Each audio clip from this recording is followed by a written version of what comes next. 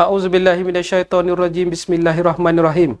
Assalamualaikum warahmatullahi wabarakatuh. Salam sejahtera, Daciahau, Wanakem dan salam madani. Bertemu kita lagi di forum Borak Dahsyat. Terima kasih kepada anda yang terus setia memilih rangkaian forum Borak Dahsyat. Seperti mana biasa, seperti mana minggu lalu, minggu ini juga sekali lagi kita bawakan kepada anda ahli-ahli panel hebat dengan topik-topik yang serba dahsyat untuk kita bincangkan. Maklumlah kita mendekati dengan pilihan raya negeri. Momentumnya kita baru saja tamat konvensyen kerajaan perpaduan. Jadi pada malam ini kita akan ulas secara politikalnya. Kita akan melihat daripada pelbagai sudut pandang, dan pada malam ini saya tidak kesorangan. Seperti mana biasa, saya bawakan kepada anda di studio dahsyat ini dua orang ahli panel.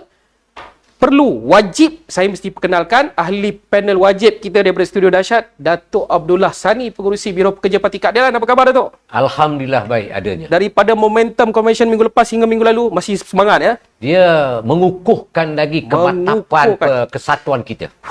Kejap lagi kita cerita panjang. Dia intro dia pun dah begitu bergetar, saudara. Dan malam ini saya bawakan kepada anda seorang lagi tokoh. Ini bukan calang-calang orang.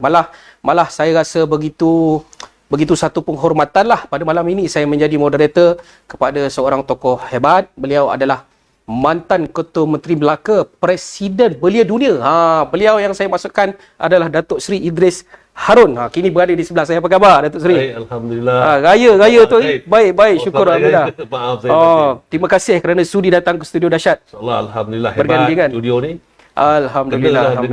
Dengan akronim nama orang tu. Dasar. Alhamdulillah. Raya orang Melaka atau balik di mana? Saya orang Melaka. Orang rumah pun orang Melaka. Satu je. Tak ada.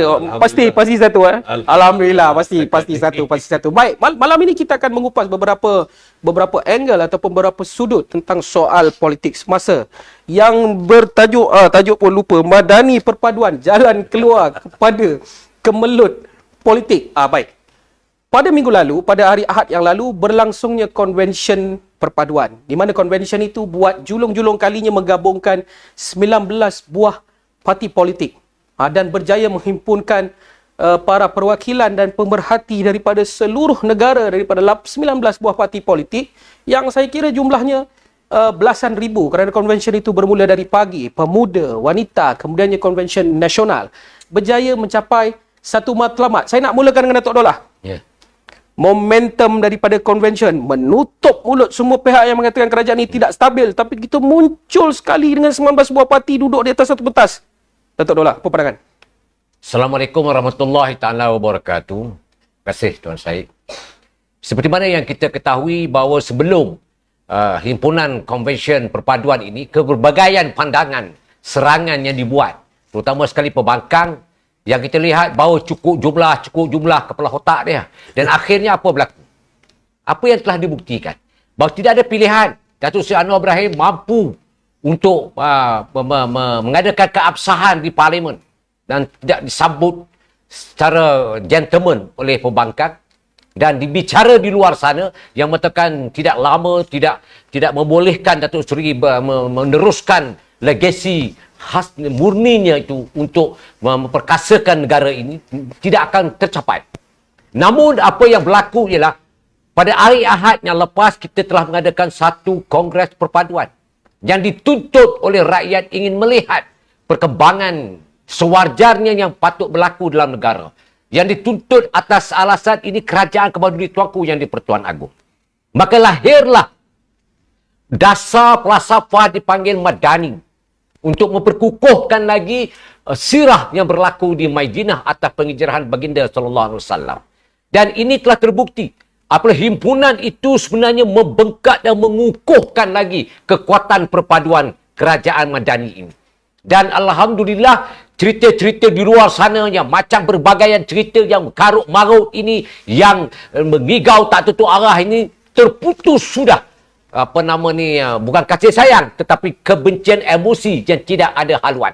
Dan akhirnya kongres itu dilaksanakan dengan penuh komitmen dan tidak ada cacat celanya dalam segi perpaduan. Ini dinamakan perpaduan yang sejati.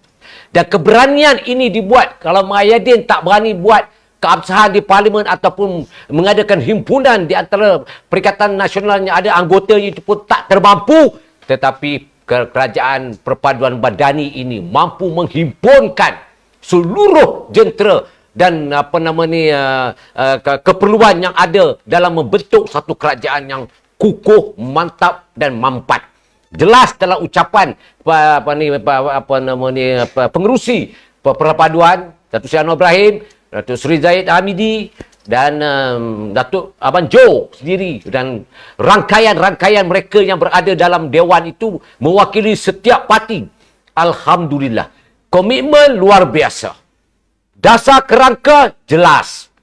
Negara disatukan dengan visi dan misi yang jelas, iaitu perpaduan menstabilkan politik negara. Maka terhapuslah segala cerita dongeng-dongeng yang dibuat oleh mereka yang tidak berakal, yang saya gelar kecacatan atau kesialan minda yang berlaku dalam kepimpinan pembangkang pada hari ini.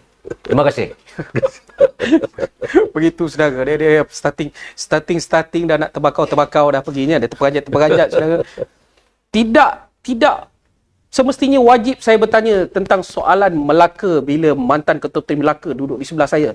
Tetapi nak menyambung kepanasan yang Datuk Dollah bawa, saya masih lagi nak bermain dengan sentimen konvensyen perpaduan ini. Ketika kita menubuhkan kerajaan tempoh hari yang lalu, tidak ada mana-mana gabungan politik yang berjaya mendapat jumlah untuk menubuhkan kerajaan. Kemudiannya baginda Tuan Agong mencadangkan supaya sebuah kerajaan baru dibentuk dengan menggabungkan beberapa gabungan politik besar seperti Pakatan Harapan, Barisan Nasional, GPS, GRS. Hari ini ketika kita berlangsung ini, telah pun mencapai hampir 6 bulan tempohnya Datuk Seri Anwar memerintah.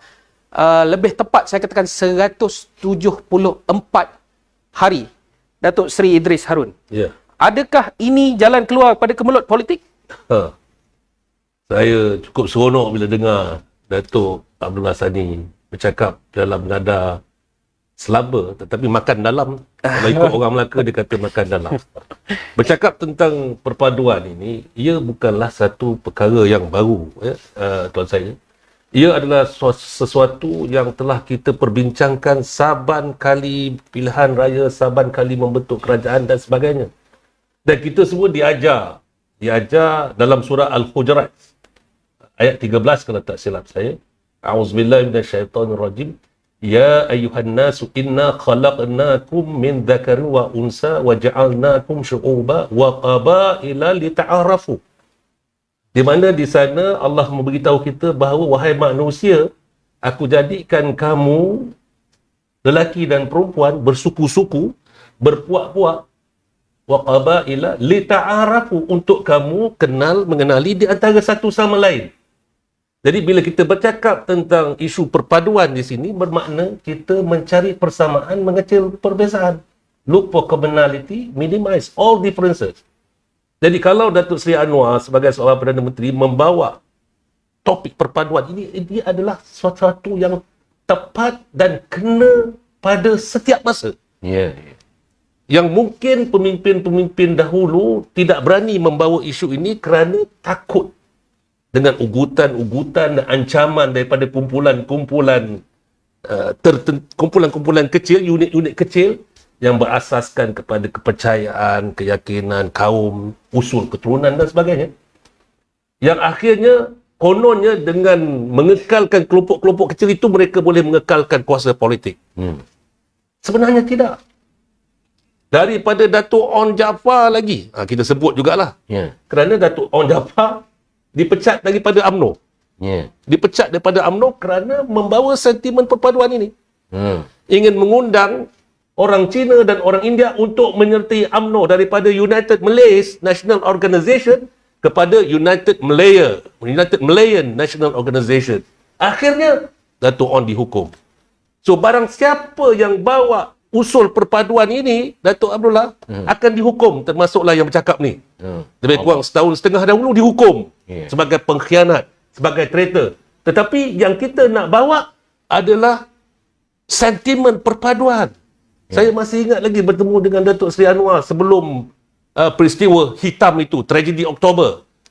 Datuk Seri Anwar kata, kita kena bawa usul perpaduan ini. Kita nak tunjukkan kepada masyarakat di Malaysia ini bahawa tidak ada formula lain melainkan Melayu, Cina, India dan semua kaum mesti berada dalam satu gagasan unity government untuk kita menerajui, membawa negara dan negeri kita ini ke tahap yang lebih baik. Saya masih ingat dan masih segar dalam ingatan saya. Saya kata, Datuk Seri, saya setuju sangat-sangat. Kerana pada ketika itu ada sentimen kata, ini kalau tak ada ban kita tolak. Boleh ke Datuk? Permohonan tanah ni kalau tak ada ban kita tolak. Kita nak yang ada ban saja. Ini Malaysia. Malaysia is composed from multiracial. Ya. Kita ada Melayu, Cina, India. Memang beza. Bukan saja beza unsur keturunan, rupa pun berbeza. Ya. Bukan senang nak cari jalan ni. Tapi Tuhan dah anjurkan. Cari persamaan, kecil perbezaan. Apa persamaannya? Semua orang nak hidup dalam keadaan selamat, aman dan makmur. Ya. Jadi kalau Datuk Seri Anwar bawa resepi perpaduan ini, kalau ada orang yang menolak, orang itu, Datuk Dollah kata tadi apa? Apa Datuk Dollah cakap tadi? Itu kecelakaan minda. Kecelakaan minda. Orang yang celaka mindanya kalau menolak elemen perpaduan ini di negara Malaysia yang penuh dengan kepelbagaian ini. Ya. Dilaung-laungkan unity in diversity, kesatuan dalam kepelbagaian. Janganlah hanya lip service. Ya. Ia mesti dilaksanakan sehingga ke akar umbi. Baik. Itu dia. Begitu dia. Sekali dia pergi berderap saudara. Pasal Datuk Dollah dah start. Betul, bagi Datuk Dollah dulu. Kalau tak ada tadi nak slow. Itu sebab bagi dia dulu. Bagi dia dulu. Usul perpaduan. Kalau kita lihat, ini pertama kali jadi dalam sejarah negara selepas lebih 60 tahun kita merdeka, 19 parti politik kita gabungkan. Bukan sahaja sekadar 19 parti politik, malah kita selepas 6 bulan kita pamerkan kekuatan itu. Kita duduk sepentas secara bersama, semua perwakilan pemerhati para jentera duduk bersama, tetapi malangnya pihak pembangkang masih seperti tiada isu. Seolah-olah mereka masih lagi dengan sikap tebuk atapnya, sikap nak mengikis. Orang kata nak merosakkan kerajaan, tebuk sikit-sikit. Aneh-aneh nak bagi jatuh. Dia mengancam sikit-sikit. Ayat pasar je lah mengancam lah kan. Dia menggunakan sikit-sikit nak bagi jatuh kerajaan. Seolah-olah masih lagi mempamerkan bahawa kerajaan ini tidak cukup numbers kan. Sehingga Datuk Seri Anwar mencabar undi tidak percaya di dalam parlimen. Sedangkan ianya telah berlaku pun pada 19 Disember. Beberapa kali soalnya undi kepercayaan ataupun majoriti yang Datuk Seri Anwar ada telah pun dibuktikan. Malah pada convention, tidak salah kalau saya sebutkan, 19 presiden, bukan sekadar 148 ahli parlimen, 19 presiden parti duduk bersama. Datuk Dollah, wajar atau tidak cabaran undi tidak percaya ini bila pembangkang nak bawa? Ya, seperti mana yang kita ketahui bahawa lunggukan pandangan pembangkang ni sebenarnya kita tak perlu layan, tetapi bila dia dah buat benda yang menjadi kegusaran rakyat, kita terpaksa juga saut benda ni. Perkara ini sebenarnya dah tak timbul dah, dan telah dikonfirmkan dalam himpunan dan juga komitmen ketua-ketua kerajaan pada hari ini mengatakan dengan jelas bahawa mereka nak fokus pada kekuatan kestabilan ekonomi. Dan perpaduan ini tuntutan wajib yang tidak boleh dipisahkan dengan kestabilan negara yang memerlukan kekuatan politik. Tetapi dia keep on going, disputekan benda tu supaya benda tu jadi satu isu yang rakyat jadi terpinga-pinga. Keluh kesah rakyat ni sebenarnya mengundang banyak perkara. Dan apa yang telah kita lihat pada 6 bulan ini dicerminkan bahawa Datuk Seri Anwar Ibrahim telah membuktikan apa saja rintitan daripada rakyat, tangisan rakyat itu diselami dan disantuni. Dan derita rakyat itu dipahami. Macam dia pergi ke penjaja. Dia pergi, dia berikan pandangan, bangunan tinggi-tinggi tetapi celah-celah tu orang berniaga penjaja yang tidak ada sistematik. Itu pun ditegur dan diberikan saranan supaya mereka diberikan ruang. Dosa kita itu. Ada satu ketikanya Syed, ketika bajet diberikan untuk bagikan bonus pada hari raya baru ni, ada satu kumpulan kecil yang kata Datuk Seri kami dia tu tak pandang pun. Dia tu bekas-bekas kata tentera dan sebagainya tu. Jadi terus diumumkan mereka layak mendapat seperti mana yang pejabat awam yang lain. Jadi Cuba dilihat di atas keperhatinan dan Datuk Seri Anwar untuk menzahirkan bahawa inilah konsep dasar madani yang sebenarnya. Apa kata Rasulullah sallallahu alaihi wasallam ketika ucapan utama ketika penghijrahan dari Mekah ke Madinah? 3 perkara disebut. Satu, beri salam. Salam tu apa? Perpaduan.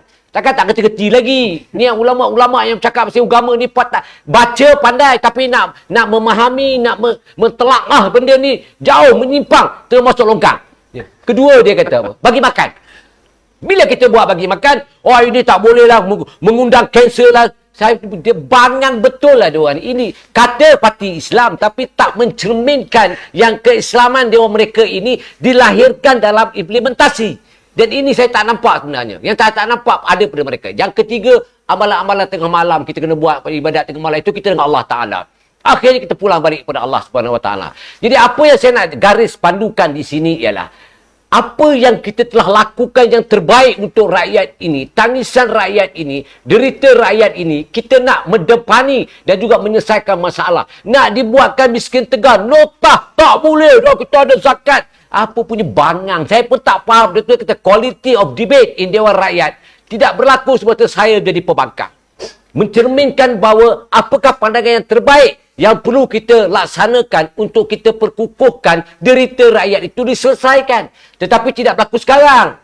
Apa yang dibuat semuanya berlaku ni sekarang ni macam-macam isu yang saya nak cerita pun datang membara saya. Saya tengok baca dalam TikTok. Mengarut-ngarut dia buat ni. Jadi apa yang boleh dibicarakan hari ini ialah kebolehan yang kita berikan. Masa saya di Kelantan. Masalah air, dia cakap, Datuk Seri berita, kita selesaikan dengan kadar segera. Dan kita dah tak boleh. Dengan syarat, kerajaan negeri mesti bekerjasama. Kerjasama macam mana nak buat? Macam kita dekat Terengganu, ada sabotaj. Tetapi rakyat ribuan datang untuk berjumpa dengan Anwar Ibrahim. Bukan saja menggegarkan jiwa saya, tapi menyentuh perasaan saya atas kehendak derita rakyat itu diselesaikan dengan cara menghadirkan diri untuk meraihkan Aidilfitri di Kuala Terengganu itu sendiri. Ini adalah antara dia panggil signal yang diberikan oleh rakyat. Letih rakyat nak tengok dah tukar kerajaan, nak tukar ni. Dia tak ada number tapi dia duduk pada dulu kan Anwar Ibrahim cakap tu, Anwar Ibrahim dulu ada number tapi tidak boleh materialiskan disebabkan oleh perlembagaan. Nak pergi keabsahan pun tak dibenarkan. Takut nak ada keabsahan. Jadi ini antara yang penyebab halangan. Tapi sekarang Datuk Seri Anwar buka 22 hari bulan, agenda pertama dia kata dekat speaker, kalau tak ada tempoh kurang pun buat.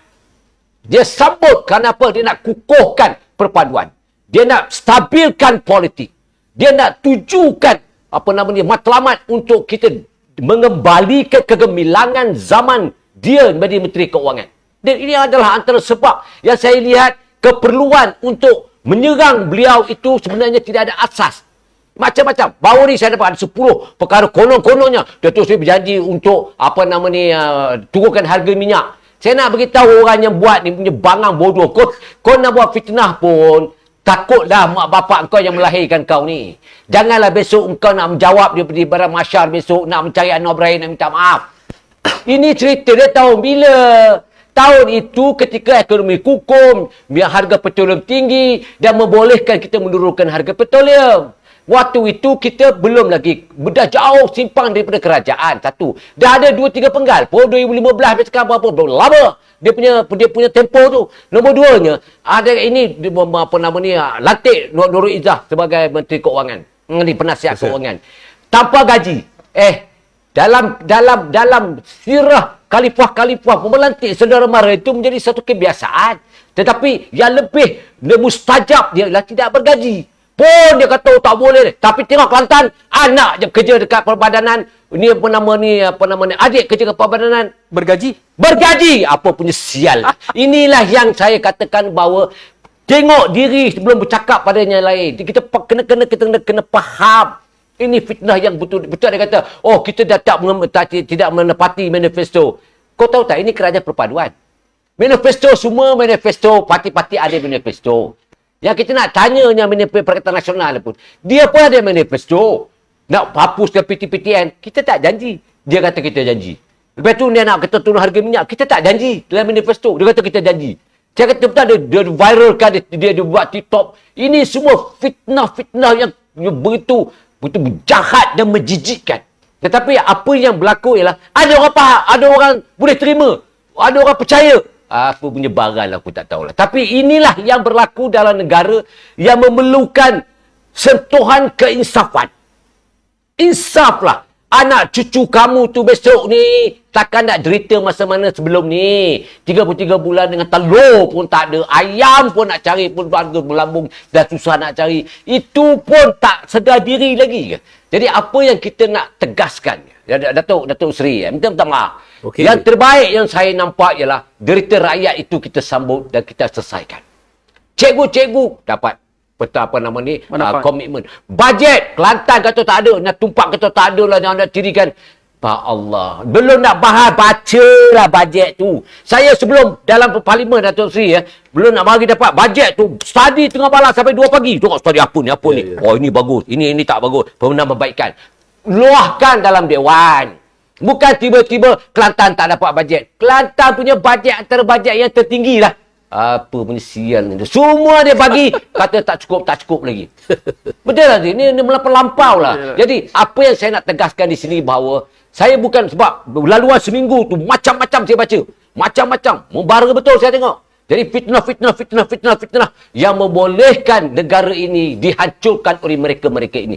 Besok, bila berlakunya kezaliman atau keruntuhan kerajaan ini, tanggungjawab inilah mereka-mereka yang menjadi pendorong kepada fitnah-fitnah ini. Jawablah di pada masyarakat besok. Dan anak cucu kamu derita besok. Tangisan berdarah pun tidak boleh mengembalikan kegemilangan yang apa yang telah dibuat oleh Datuk Seri Anwar Ibrahim. Terima kasih. Terima kasih. Setakat ini. Begitulah dia begitu berapi. Begitu berapi dia punya ulasan. Tetapi iyalah bila kita menyebut soal kerajaan perpaduan, apa yang mustahaknya adalah implementasinya. Bagaimana kita melaksanakan pemerintahan yang bersih, adil, tepat, wibawa. Dan kalau kita lihat dalam masa tempoh 6 bulan ini, kerajaan perpaduan berjaya betul menstabilkan politik. Walaupun adalah cakap-cakap daripada puak-puak yang tak masuk akal ni mengatakan bahawa kerajaan ini tak stabil. Tapi kita tunjukkan segala-galanya. Termasuklah dari sudut implementasi. Saya nak pergi kepada Datuk Seri Idris Harun. Kita bercakap soal implementation. Ini soal yang mustahak. Apabila kita bercakap soal kerajaan, kalau ianya hanya di lampiran hadapan, orang akan mengatakan ini hanya retorik. Tetapi kerajaan ini seperti mana Datuk Dollah mengatakan, bahawa kita cuba mengimplementasikan. Kalau budgetingnya tadi diumumkan bahawa Kelantan di antara yang tertinggi. Tapi implementasi sudut lain maksud saya. Sudut pentadbiran misalnya. Mungkin boleh diulas daripada sudut Melaka. Silakan, Datuk Seri.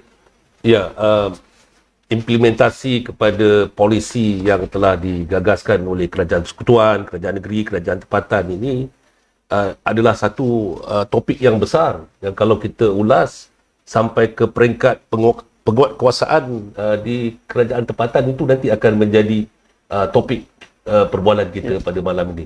Tetapi yang lebih penting ialah penghargaan kepada gagasan-gagasan yang telah dibawa oleh kepimpinan negara, diketuai oleh Datuk Seri Anwar selaku Perdana Menteri. Bagaimana pemimpin-pemimpin di setiap peringkat kementerian, negeri dan juga kerajaan tempatan melaksanakan dasar itu tadi. Dalam tempoh 147 hari Datuk Seri Anwar menjadi Perdana Menteri, saya yakin 5 bulan ini bukanlah satu tempoh yang cukup panjang untuk kita menilai sebuah kepimpinan itu. Kita perlu melihat dari segi penyediaan dasar kepimpinan. Ke mana negara ini nak dibawa. Kita dah sama-sama bersetuju walaupun banyak pihak yang menghentam. Sebenarnya Datuk Dollah, kalau mereka hentam tu lagi baik sebenarnya. Kerana kita boleh katakan orang baru 6 bulan kau dah bantai, 60 tahun kau memimpin, orang berhati tak berlaku apa-apa. Betul. Baru 6 bulan. Jadi menampakkan kecetikan, tadi kecelakaan minda, ini kecetikan minda mereka dalam menilai sebuah kepimpinan itu. Jadi selama 6 bulan ni apa yang perlu kita perhatikan ialah vision itu. Mind setting itu.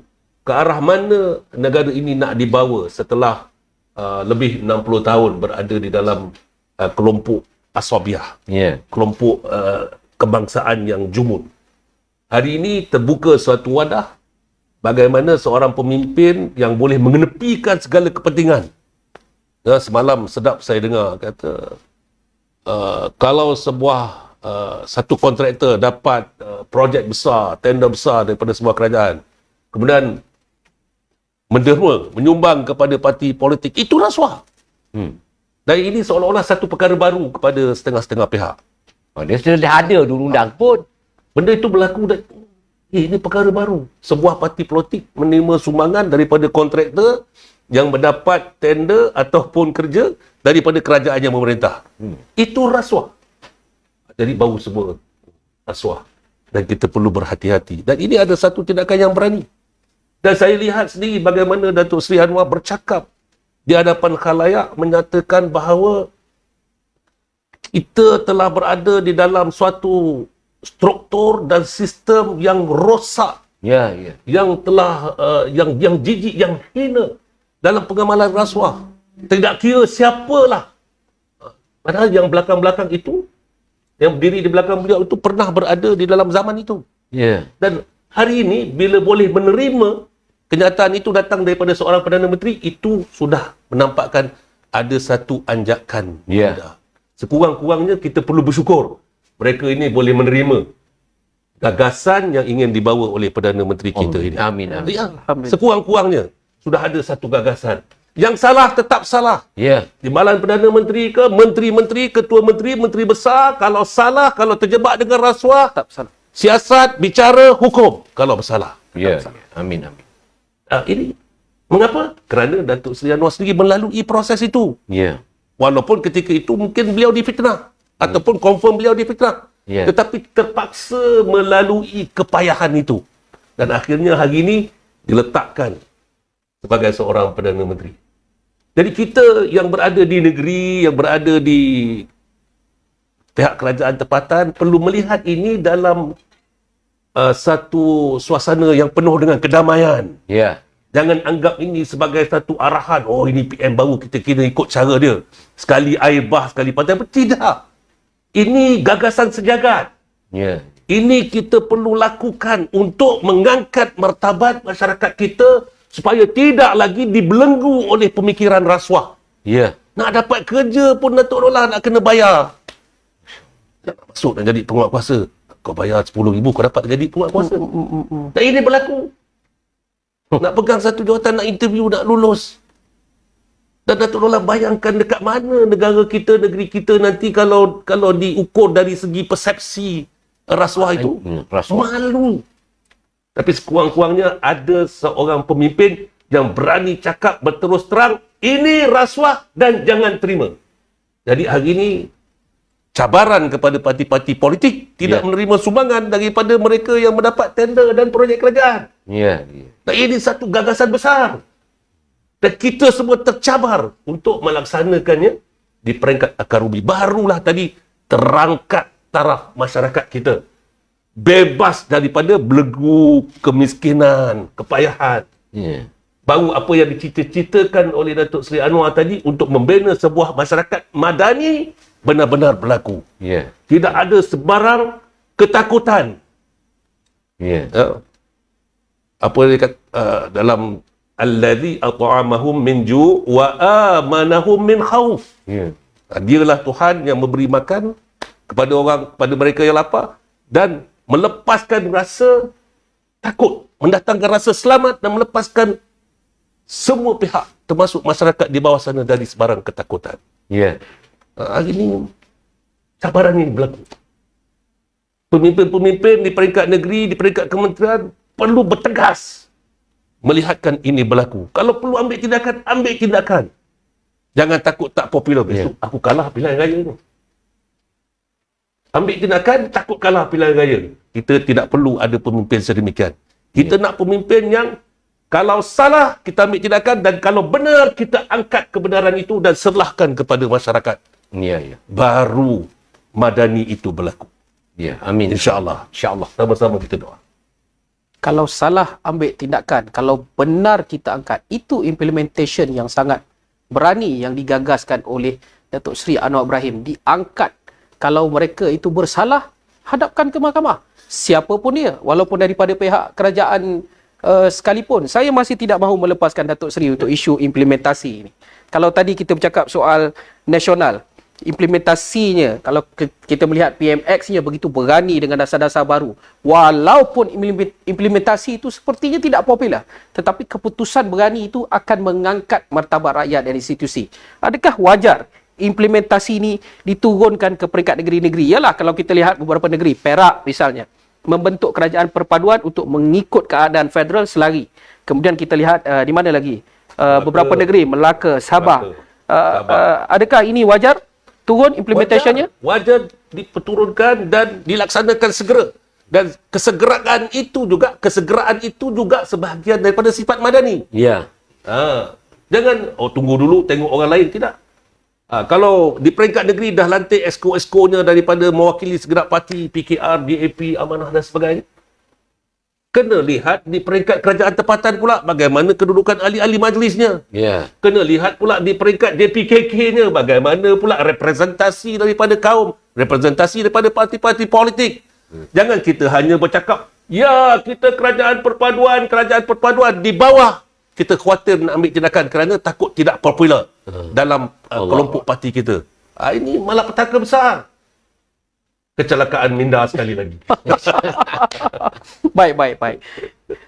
Malapetaka kalau kita tidak mengikut apa yang telah digariskan. Malah implementasi ini sangat penting. Saya nak keluar sikit daripada isu implementasi kerana saya kira hujah yang Datuk Seri Idris berikan itu cukup padat untuk menjawab apa yang dipersoalkan. Namun saya nak keluar sikit kepada isu yang lebih panas. Beberapa hari ini timbul isu perkataan Allah yang boleh digunakan oleh bangsa lain. Pada saya isu ini kalau difahami dengan jelas, isu ini hanyalah isu teknikal, tetapi ia sepertinya dimainkan satu dosa besar lah. Seolah-olahnya kerajaan Perdana Menteri Seri Anwar ini telah melakukan dosa besar dengan isu kalimah Allah ini. Saya nak bertanya dengan Datuk Abdullah. Ya.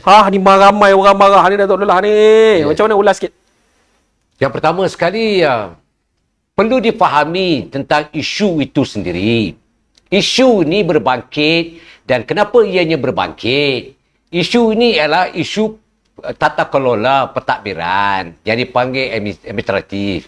Jadi kalau kita tengok daripada apa yang berlaku pada kes yang asal itu, yang Jill Islands bawa untuk menyaman kerajaan pada waktu itu, ialah kerana barang-barangan buku-buku dia itu dirampas oleh custom di airport. Dan bila dirampas, ianya berkesesuaian dengan mesyuarat kabinet yang diputuskan pada tahun 1986. Iaitu perkara-perkara yang melibatkan kalimah agama itu perlu di-endorse, perlu pun dicop lah, dikatakan pada bahasa yang tepat, yang dicop. Jadi proses itu sebenarnya kefahaman pihak custom dengan pihak order daripada kabinet itu bercanggah.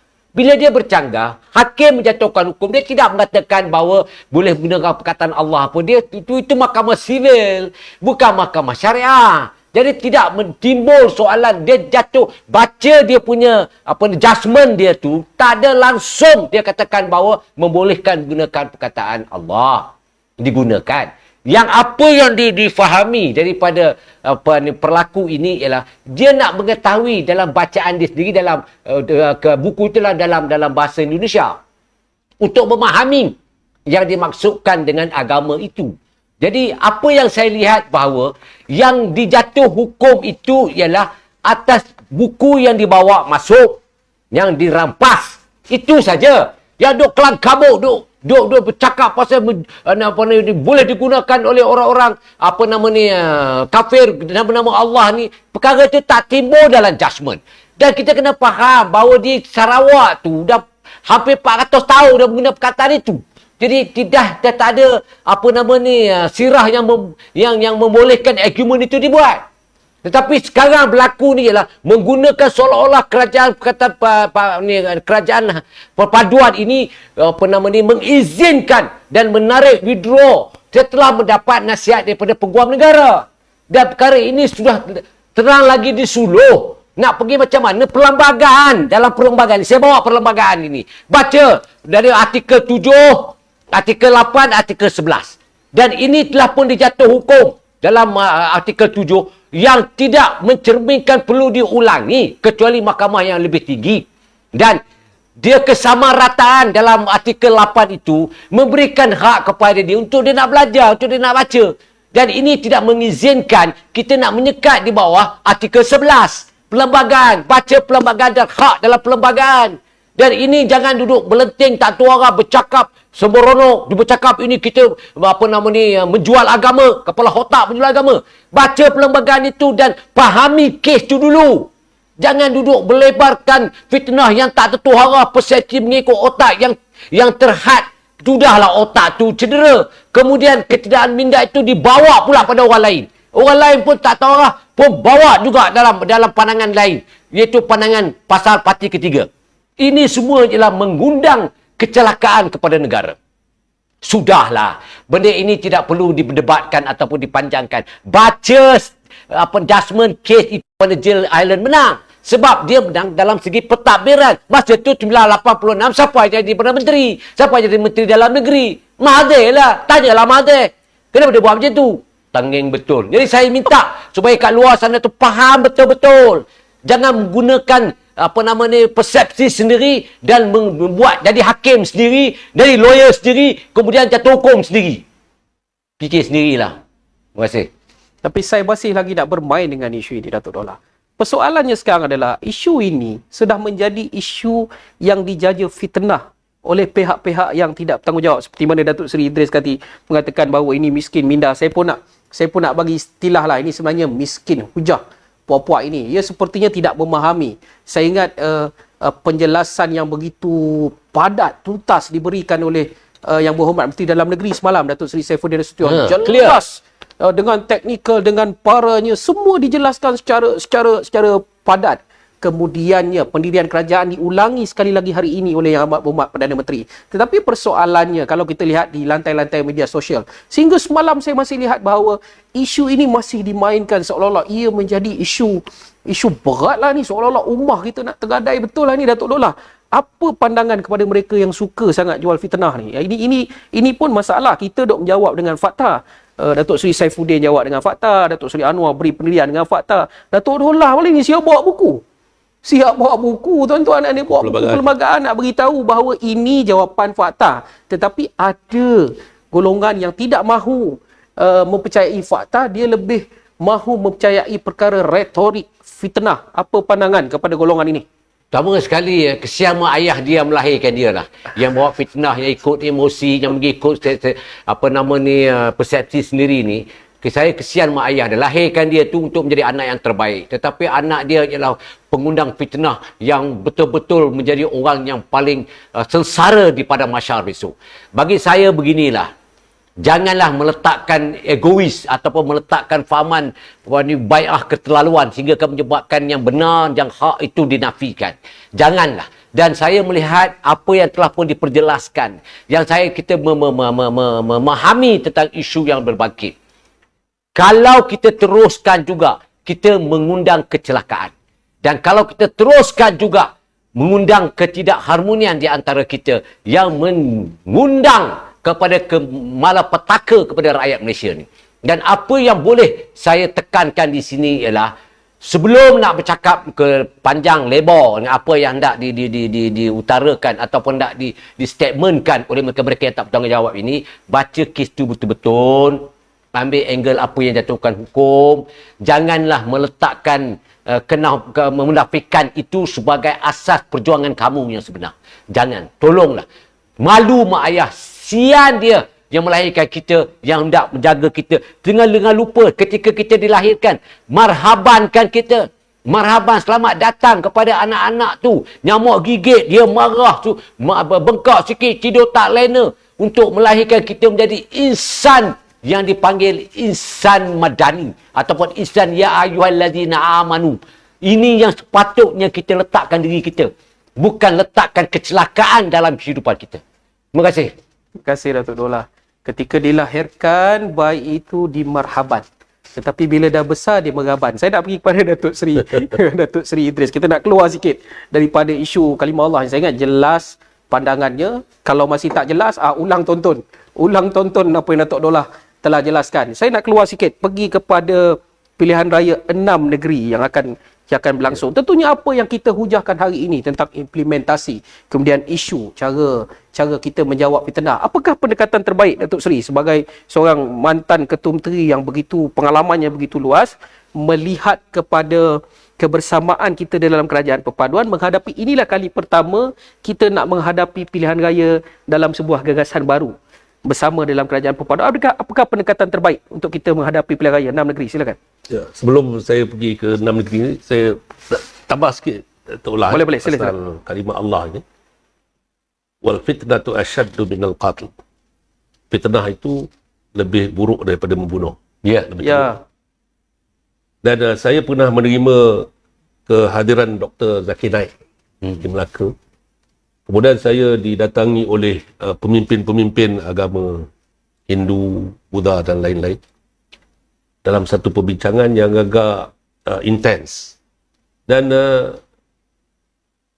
satu ilham datang pada saya ketika itu. Saya kata, apa yang kamu risau? Apa yang saudara-saudara risau? Oh, ini penceramah, dia boleh tukar kita punya pemikiran, kita boleh tukar agama dan sebagainya. Soalan saya pada mereka mudah saja. Berapa kuat keyakinan kamu tentang agama kamu? How strong is your faith in your religion? Oh, very strong, Datuk. Very strong. Kami Kenapa semua. yang takut sangat? Kenapa yang Soalan takut dia. sangat? Soalan dia. Kenapa yang takut sangat? Dalam Ya. artikel sebelah ni pun, dia bagi kebebasan beragama. Jelas dalam perlembagaan ni. Apa jadi masalah? Jadi kalau kita fundamental, kita faham tentang semangat, kita faham tentang maqasid, tujuan syariat itu semua, kita faham. Ya. Kita tak perlu risau. Datanglah dengan nama apa sekalipun. Ya. Aku tetap keyakinan aku, Allah itu satu dan Nabi Muhammad itu pesuruh. Amin ya rabbal alamin. Itu saja. Jadi jangan risau sangat. Oh, nanti takut terpengaruh dan sebagainya. Melainkan ada motif politik. Perkara yang baik capitalize, perkara yang buruk di-exploit. Ya. Ya. Kalau ada tujuan-tujuan itu hanyalah keperluan politik. Bukannya kehendak dan kemahuan masyarakat. Ya. Jadi tak perlu kita khawatir, tak perlu kita takut. Kalau Malaysia, rakyatnya yang menganut agama Islam, fundamental, faham tentang kemuliaan Islam, kesucian Islam, keesaan Allah, we need not to worry. Datanglah dengan apa sekalipun. Kita tetap dengan pilihan kita. Itu lebih kurang. Dan berkaitan dengan 6 negeri ni, ini dah moving forward. Ya. Dan saya dapat melihat bahawa pilihan raya 6 negeri ini akan menjadi tumpuan. Bukan saja Malaysia, dunia. Kerana ia akan menjadi isyarat kepada PRU 16 nanti. Dan pada kali ini akan berlaku satu pertemuan hebat di antara satu parti yang menjurus kepada keperluan satu kaum.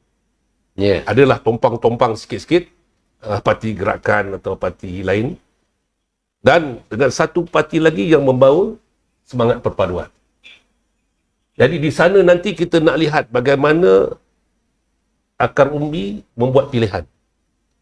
Sama ada mereka mendengar syarah-syarah politik ini, yang seperti fitnah-fitnah tadi itu, ataupun mereka melihat fakta dan angka di hadapan mereka. Ke arah itu, parti-parti politik ini perlu ada satu pendekatan yang cukup bijaksana apabila menentukan kerusi-kerusi, sama ada di bandar, di pinggir bandar ataupun di luar bandar. Kerana di sana nanti pola pengundian akan memainkan peranan mereka. Balik kepada sentimen anti perpaduan. Luar bandar orang Melayu, pinggir bandar orang bukan Melayu, Cina dan India, dan di bandar orang Cina.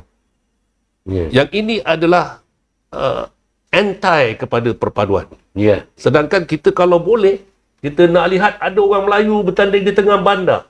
Yang majoriti pengundinya pengundi Cina dan orang Melayu itu menang dengan handsome majority. Ya. Dan kita nak tengok orang bukan Melayu bertanding di luar bandar.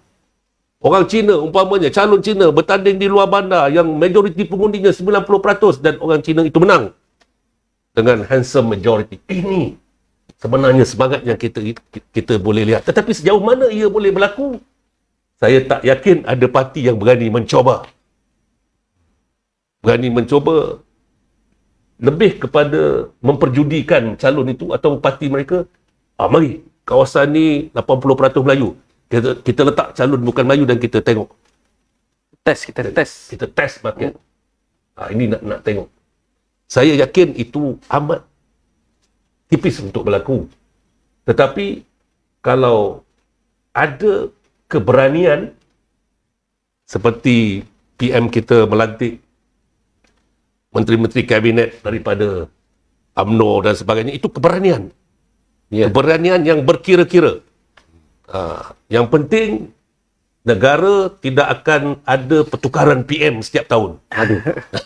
Semua otak. Kita tidak mahu itu berlaku lagi. Jadi yang terbaik ambillah sebahagian daripada UMNO, daripada parti-parti komponen Barisan Nasional dan sebagainya, kompos jadi sebuah kabinet yang kalau kita lihat daripada luar, kita akan dapati bahawa lebih compromise dan lebih sacrifice. Contohnya, Pakatan Harapan terpaksa menggadaikan tokoh-tokoh wibawa seperti Datuk Dollah yang patut dah boleh jadi senator, jadi menteri sumber manusia. Terpaksa mengorbankan kerana terpaksa ambil daripada parti komponen yang lain untuk mengukuhkan kedudukan PM itu sendiri. Dan begitu juga parti UMNO tak bolehlah macam dulu semua nak. Semua UMNO. Dan saya cukup hormati apabila berlaku pelantikan oleh sebuah parti tiba-tiba ditangguhkan oleh pemimpin kita. Ini tak boleh lantik dulu. Dia tak boleh lantik dulu. Dan pelantikan yang ditangguh dan dibatalkan itu pun adalah suatu dugaan, cabaran tetapi dilalui dengan baik. Dan ini mendapat sokongan ramai. Amin. Ini cabaran ni. Dan saya pasti pilihan raya 6 negeri ini bukan satu perkara yang mudah untuk kita lalui. Selangor mungkin boleh selesa dengan kedudukan PH yang sangat ampuh, tetapi jangan pandang ringan kerana ada berlaku perpecahan di dalam parti yang mendukung itu. UMNO umpamanya, yang splinters itu mungkin akan menggugat kekuatan PH di kawasan-kawasan luar bandar dan sebagainya. Itu yang dikhawatirkan. Dan begitu juga UMNO tak boleh terlalu selesa. Kita ada Perdana Menteri, maka pengundi akan menyokong kita. Dan kita perlu lihat pula bagaimana sentimen kebencian yang dibawa oleh kumpulan-kumpulan tertentu yang baling batu sembunyi tangan. Yang nak tarik diri daripada menyokong PM10. Ahli-ahli parlimen yang nak bersokongkol nak tarik diri. Itu semua ada. Dan ada peranan yang mereka mainkan secara halus untuk menidakkan kerajaan Madani ini. Jadi ini semua perlu diberikan perhatian dan yang pastinya keputusan itu nanti akan menjadi tanda besar kepada PRU 16. Amin. InsyaAllah. Itu je. Baik.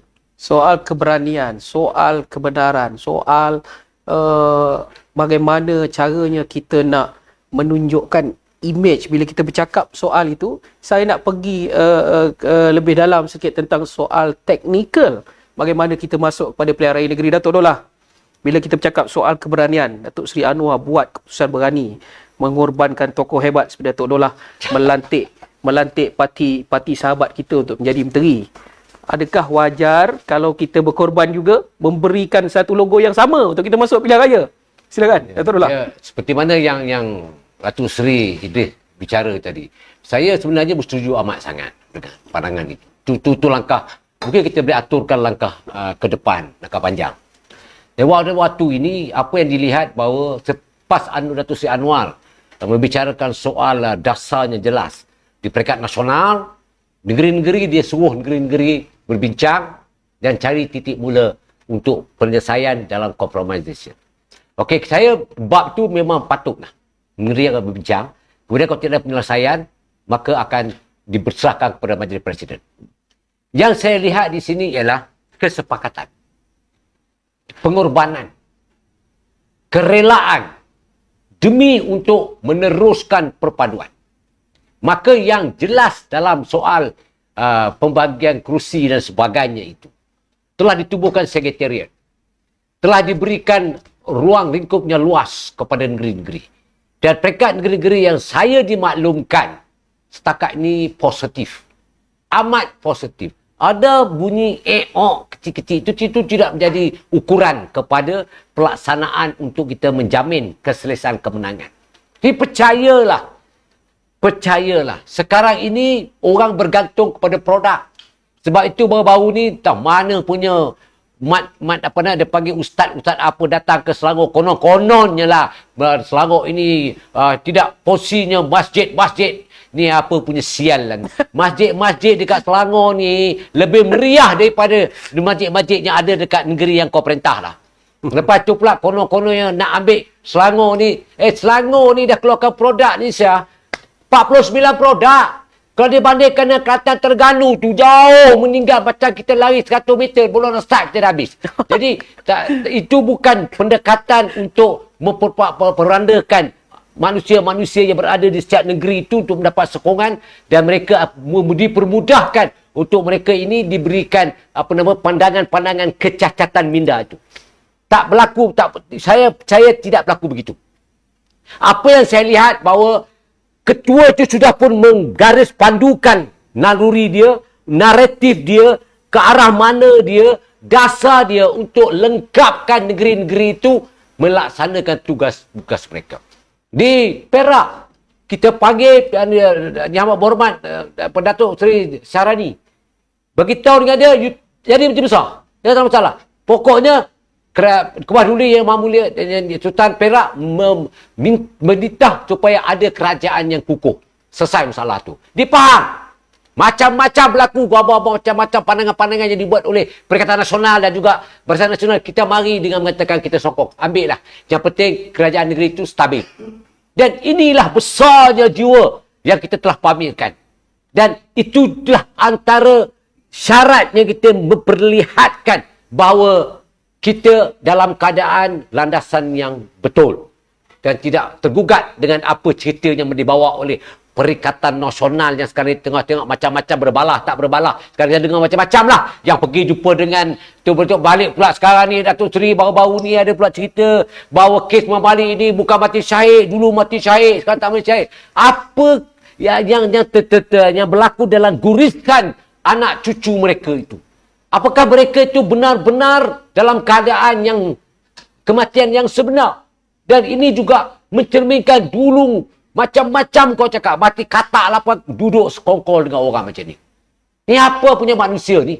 Ini saya anggap manusia ni dia apa yang saya garis pandukan berkenaan dengan kecederaan otak ni ataupun minda ni memang ianya benar. Sebab dia bila cedera, otak dia cedera, dia tak fikir apa yang perasaan orang lain, anak cucu, orang-orang mamali yang telah terkorban dan sebagainya itu tak terguris ke hati mereka. Dan saya kekal pada hari ini, saya masih mengatakan bahawa perlu ada siasatan diraja. Kerana ini adalah pelibatan perasaan dan hati perut yang berlaku atas keturunan-keturunan mereka dan pemimpin yang kecelakaan minda itu. Dan ini digabungkan dengan kesesaraan dan kezaliman. Ini berlaku. Dan sejujurnya, perkara ini sebenarnya perlu diisytiharkan.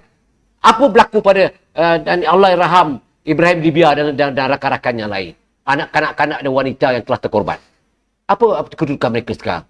Dan apakah perasaan keturunan mereka? Dan ini perlu diberikan perubatan atau diubatkan supaya mereka ini konsisten dan keselesaan jiwa itu akan dapat diobati. Itu yang saya nampak. Dan message clear.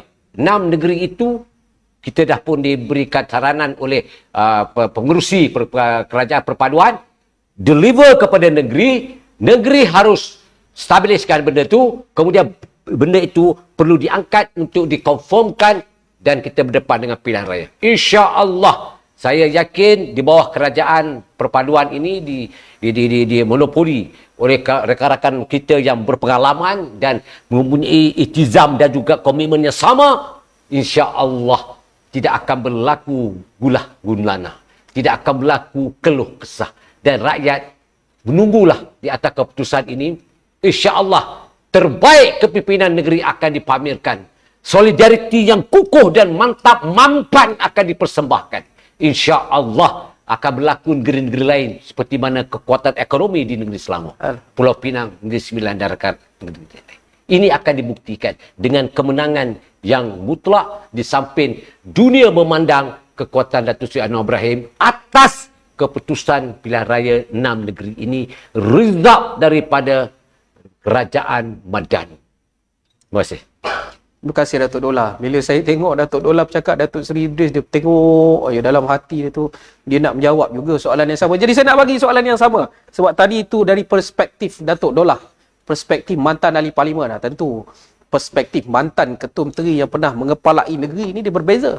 Soalan yang sama, image pilihan raya 6 negeri, adakah wajar bersama? Adakah setuju dengan Datuk Dollah ke tadi, macam mana? Silakan. Mantan ahli parlimen, kita sama-sama ahli parlimen. Sebab ada dewan pada satu tempoh yang sama. 2008-2013. Tapi Datuk Dollah nasib baik sikit, dia lepas 2013. Dia sambung. Saya sebelum 2013, jadi pencen dia lebih sikit lah. Kita ahli-ahli parlimen yang bawah 2013. Itu dia senyum besar tu.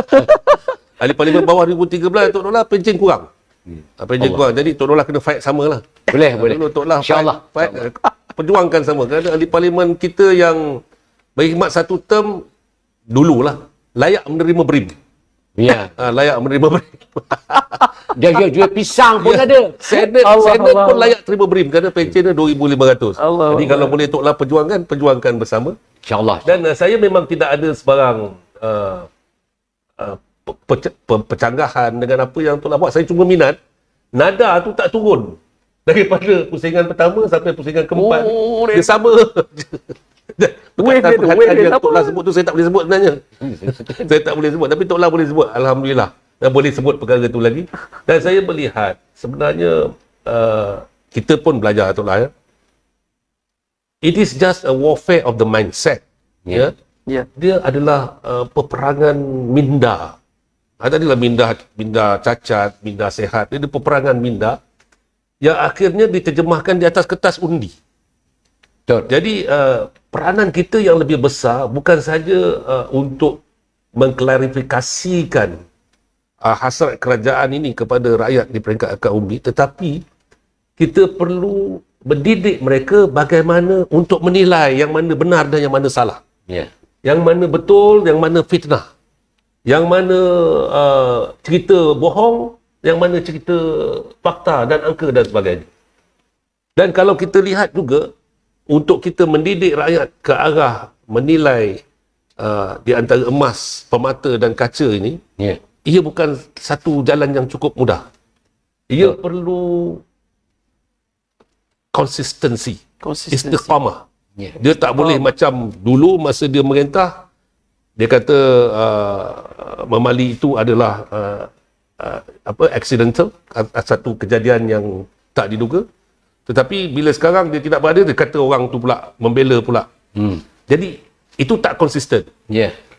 Dalam tindakan kita untuk mendidik masyarakat ini, kita perlu ada suatu idealism yang cukup besar bahawa masyarakat di bawah sana dia tidak semestinya akan mendengar dan tertumpu kepada lorong kita. Bila dia jalan, dia akan ada simpang. Dan lazimnya simpang-simpang itu akan memberikan tawaran yang lebih menarik. Mungkin ini akan menjelaskan mengapa pada pilihan raya umum yang lepas mereka mendapat undi lebih. Apa ada daya tarik di simpang-simpang itu? Dan saya ada jawapan dia, tapi ya tak apa, Datuk boleh pasal kita borak. Datuk Dollah boleh. Saya nampak begini, masa Peringkat Nasional di April 15 tu. Dua perkara yang saya nampak yang menewaskan saya. Satu lah undi anak muda yang diracuni dengan TikTok, yang jelas-jelas buat fitnah dan keterlaluan. Yang keduanya ialah duit. Itu je yang saya nampak. Yang telah pun dikonfirmkan oleh mana-mana pengumpul data. Dan ini kita live. Dan kita bercakap benda fakta. Saya nak sebut benda itulah daya penarik. Tetapi adakah kita akan terkongkol sama dalam kaedah itu? Anak muda mungkin tak sedar kerana dipengaruhi oleh TikTok. Yang itu je balik-balik pun. Ulang-ulangkan yang itu je. Satu tempat dia pergi ke stadium, Itu tempat diulang-ulang balik dan akhirnya anak muda terpengaruh. Dan yang lebih buruk lagi adalah, okey, ini habuannya sekarang, kalau saya menang besok, awak dapat lagi separuh. Aduh. Ini celaka. Baru saya sebut. Akhirnya Amin, diikut. amin, amin. Ini celaka politik. Ya. Nilai kepimpinan, nilai kebolehan, keupayaan, nilai potensi kita bukan dengan ringgit. Ya. Bukan dengan material ketika memangkah tu. Ya. Ya. Orang yang berbakat seperti ini harus dipilih mewakili rakyat. Bukan orang yang menipu, yang kerja orang lain, dia kata kerja dia. Allahu Akbar. Bukan orang yang duduk dekat mana, dekat sebuah negeri, kemudian bertapak di sini. Ya. Jadi ini cerita-cerita yang kita perlu address secara cekap dan berkesan. Isu pilihan raya negeri ini lebih kepada isu menjaga minda pengundi. Ya. Kebolehan calon itu menjaga pengundi mereka, memberi jaminan bahawa pilihlah saya kerana saya akan menjaga kepentingan kebajikan saudara-saudari, daripada pilihlah saya kerana saya bagi anda lebih. Betul. Kena balik-balik kepada, kalau tadi ucap pertama Rasulullah sallallahu alaihi wasallam, ini ucap pertama Sayyidina Abu Bakar As-Siddiq Ya. ketika mengambil alih khulafa kekhalifahan selepas baginda. wafatnya Rasulullah, dia kata, sokonglah aku selagi aku memimpin kamu dengan penuh amanah, dan bila aku lari daripada amanah tersebut, singkirlah aku. Ya. Ini nasiblah pilih orang yang tak amanah, pilih orang yang tak Cepat dasar, sulung. pilih orang yang bersentimenkan satu kaum. Tunggulah saja hari kebinasaan. Allahu Akbar. Jadi memang susah kita nak bicara ni kerana dia sangat-sangat subjektif. Dia sangat-sangat subjektif kerana dia peperangan minda. Saya pernah berceramah di satu tempat di negeri Kelantan. Ya. Mengapa YB itu dipilih? Kerana YB itu pandai menjanjikan bulan dan bintang, Datuk. Waduh. Bagaimana janjinya? Pengundi ni minta lampu awam. Untuk penggal tu dia pasang tiang dulu. Dia kata, bila nak pasang lampu ni YB? Dia kata, nanti saya menang nanti. Dia Saya pasang lampu. Dia menang penggal depan tu, pilihan raya, dia menang penggal depan tu, dia pasang wire dulu. Allah. Dia pasang wire, pengundi tanya, ni lampu bila nak pasang YB? Dia kata, saya menang nanti lampu tu masuk. So pilihan raya menang lagi. Bila menang lagi, pasang lampu. Belum nyala lagi. Belum nyala lagi. Belum nyala lagi. Bila nak nyala YB? Nanti saya menang sekali lagi pilihan raya. Itu lampu nyala. Dia menang, nyala. Sekali lagi pilihan raya dia kalah. Astagfirullah. Kita bukan macam tu. Kita buat kerana kita nak bela nasib rakyat kita. Ya. Kita buat kerja kerana Allah. Kita buat kerja ikhlas, jujur. Kita rasa kita boleh memimpin. Kita rasa kita boleh bagi masa kita pada rakyat. Ya. Bukan kita bagi dia sweet talk. Bukan kita bagi janji manis. Ini yang kerajaan Madani, Ya. calon-calon parti Madani nanti perlu ketegaskan. Saya mesti dipilih kerana saya sanggup mengorbankan diri saya untuk rakyat di kawasan ini. InsyaAllah akan menjadi pilihan rakyat. InsyaAllah. Amin. Amin. Amin, terima kasih. Nak menyambung lawak itu tadi, kalau saya jadi wakil rakyat calon dekat situ, dah disiapkan bal semua lampu, saya hanya perlu kempen bawa mentol lampu je. Tahun ni saya pasang. Selesai. Kalau kita lihat daripada pengajaran apa yang disampaikan oleh Datuk Seri ini, fitnah media sosial akhirnya dipengaruhi oleh rakyat, maka kita terkorban seorang tokoh seperti Datuk Dolah. Kalau pimpinan kita lihat, You are victim of violence. dia victim lah. of fitnah. Pada mangsa kita rugi sebenarnya. Orang yang berkebolehan untuk mempertahankan hujah rakyat, pejuang kepada kerja, kita hilang dalam parlimen. Mujurlah hilang dalam parlimen, dia tak hilang dalam borak dahsyat. Dia masih ada. Dia masih ada di sini, kita akan bawakan kepada dia setiap minggu. Kalau ada pimpinan yang mengikuti, saya yakin ada. Inilah dia pandangan daripada dua tokoh hebat kita, kebersamaan kita, perpaduan yang mesti ditunjukkan dengan imej yang tepat adalah imej kita bersama. Baik, kita sudah pun bersiaran melebihi 1 jam sebenarnya. Saya ingat begitu padat walaupun topiknya ringkas saja kan, keluar daripada kemulut politik Kerajaan Perpaduan Madani ini, tapi dia punya hujah bukan main panjang. Jadi saya ingat dah begitu ramai, saya nak ucapkan terima kasih kepada para viewer kita yang mengikuti. Saya nak highlight sedikit sebab teknikal di belakang duk tunjuk jari. Besok pelancaran buat kali pertama Untold Anwar The Untold Story. Jadi dapatkan, pergi ke pawagam berhampiran, dapatkan tiket. Tengok Saya nak bagaimana komen sikit. Boleh tu. ha. Komen sikit pasal Untold Story of Anwar ni. Datuk patut lebih layak cerita lah. Saya cuma bercerita kerana ia menjawab persoalan ketika itu saya sebagai pegawai kerajaan. Apabila Datuk Seri Anwar ditahan, kemudian kita sebagai pegawai kerajaan, kita tidak cenderung pada mana-mana politik. Tertanya-tanya, apa jadi pada Datuk Seri Anwar selama 6 hari yang dia tahan? Apa cerita Anwar? Apa cerita Anwar? Apa cerita Anwar? Jadi, persoalan itu sebenarnya terus sampailah kepada movie ini ditayangkan. Filem ditayangkan. Jadi, jawapannya ada dalam movie itu. Apa berlaku? Bila kita tanya, apa jadi Datuk Seri Anwar? Ada kata dia kena racun arsenik. Kau ingat tak? Saya tak pernah dengar arsenik. Masa tu saya dengar arsenik. Hantar dalam envelope. Ada kata dia meninggal dalam penjara lah. Ada kata dia kena tala lah. Macam-macam lah. Jadi, movie ini sebenarnya menjawab persoalan rakyat untuk 5 hari tersebut. Jadi, right on, spot on. Tengoklah movie ini. Itu dia promotion. Saya nak cakap tadi. Zuma kena take saya tapi tokoh yang tepat dah cakap dah. Kalau nak tahu apa berlaku kisahnya, tonton Anwar The Untold Story. Baik, kita sampai ke penghujungnya. Saya nak beri kepada kedua-dua ahli panel ini membuat kesimpulan kepada topik ini. Datuk Abdullah, kesimpulan 2 minit, silakan.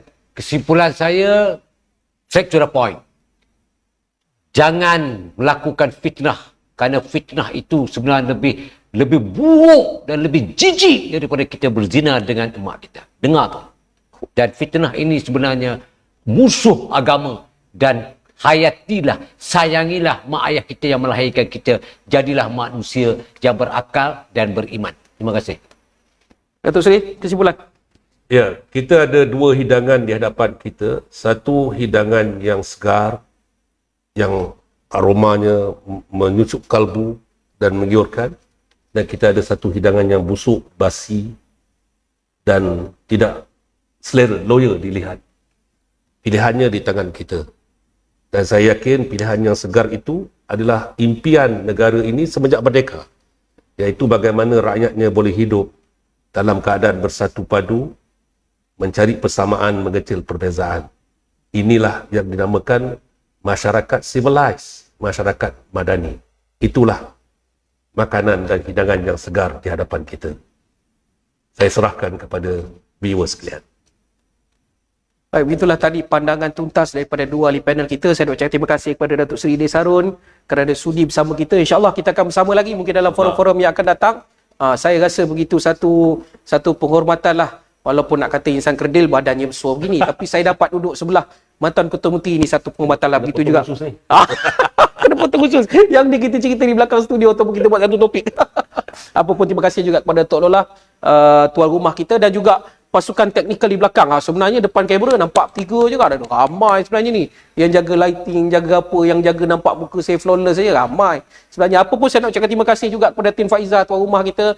InsyaAllah kita akan bawakan lagi. Akan mendekati pilihan raya ini, Studio Dahsyat akan mula bersiaran dengan lebih kerap. Esok katanya akan ada satu lagi siaran hebat, tokoh besar. Nak tahu? Kena ikutlah, kena subscribe lah. Subscribe channel Studio Borak Dahsyat di Facebook, di YouTube. Janganlah Studio Borak Dahsyat aja. Bila tengok muka Syed Badli, tahulah kan, SBS channel pun tolonglah subscribe juga kan. Facebook Syed Badli, tolonglah subscribe juga. Facebook Datuk Dola, Facebook Datuk Rian. Sehingga kita bertemu lagi. Saya sudahi dengan aku qauli hadza wa astaghfirullahal azim wa li wa lakum. Assalamualaikum warahmatullahi wabarakatuh. Waalaikumsalam warahmatullahi wabarakatuh.